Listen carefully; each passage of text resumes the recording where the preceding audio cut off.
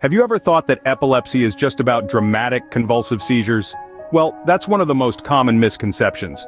Epilepsy actually is a condition characterized by a synchronous discharge or release of neurotransmitters, which may induce and increase action potentials, causing muscle spasms and seizures.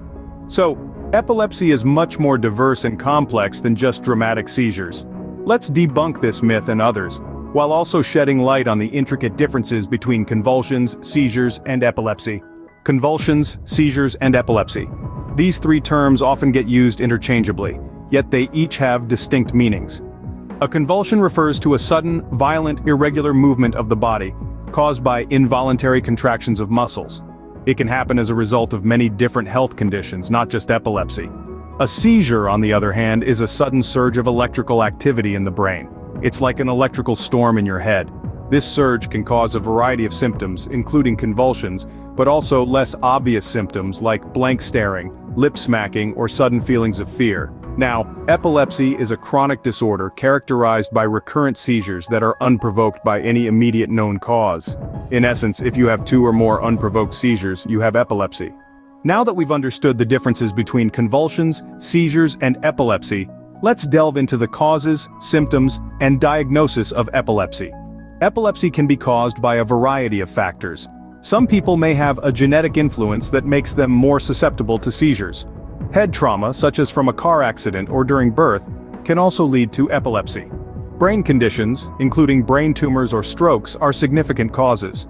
Infectious diseases like meningitis, AIDS, and viral encephalitis can trigger epilepsy, as can prenatal injury, or damage that occurs to a baby's brain while still in the womb. Symptoms of epilepsy can vary widely. Some people may experience temporary confusion or have staring spells. Others may have uncontrollable jerking movements of the arms and legs, or even lose consciousness or awareness. Symptoms can also depend on the type of seizure, as we discussed earlier. Diagnosis of epilepsy is usually a process of elimination. Doctors may conduct a neurological exam to test your behavior, motor abilities, mental function, and other areas to diagnose epilepsy. Blood tests may be used to check for signs of infections, genetic conditions, or other conditions that may be associated with seizures.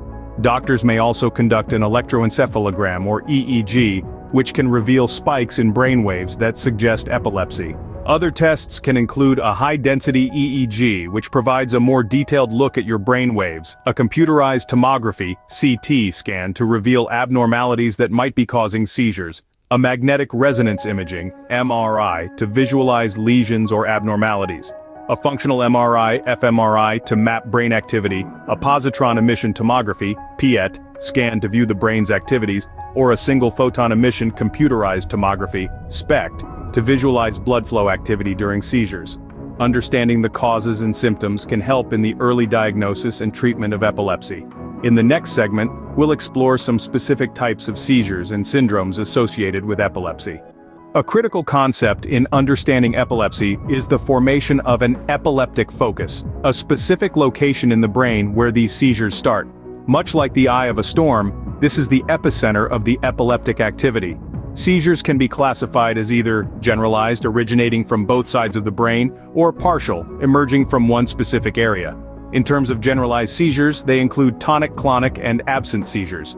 Clonic seizures, often known as grand mal seizures, are characterized by a sudden loss of body rigidity, followed by strong, jerky movements.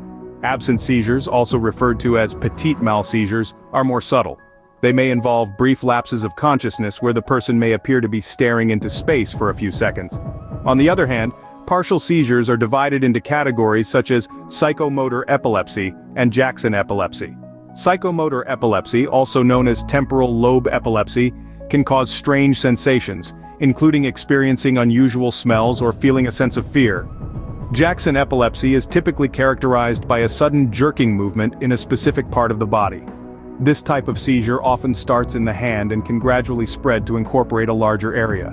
Generalized seizures are often more severe, causing loss of consciousness and falls, while partial seizures can range from simple, with symptoms like twitching, to complex, impacting awareness or memory.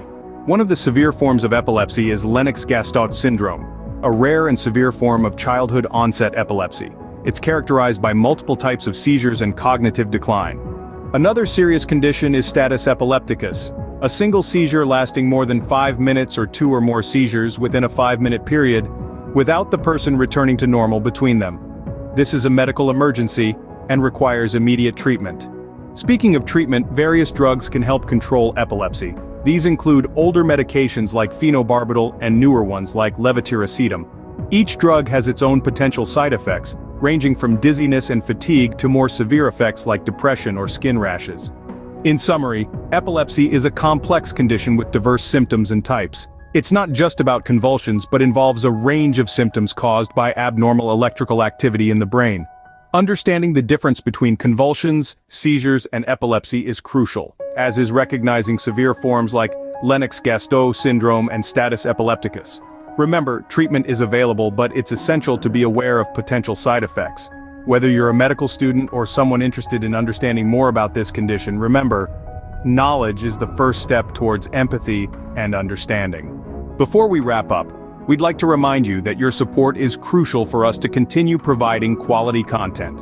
If you found this video informative and helpful, please give it a thumbs up. Share it with your friends, family, or anyone you think could benefit from this information. If you have any questions or thoughts about epilepsy, don't hesitate to leave a comment. We love hearing from you, and your feedback helps us to improve. Lastly, if you haven't already, please subscribe to our channel. This way, you won't miss out on any of our future videos. Remember, by spreading knowledge and understanding, we can make a difference. Thank you for watching.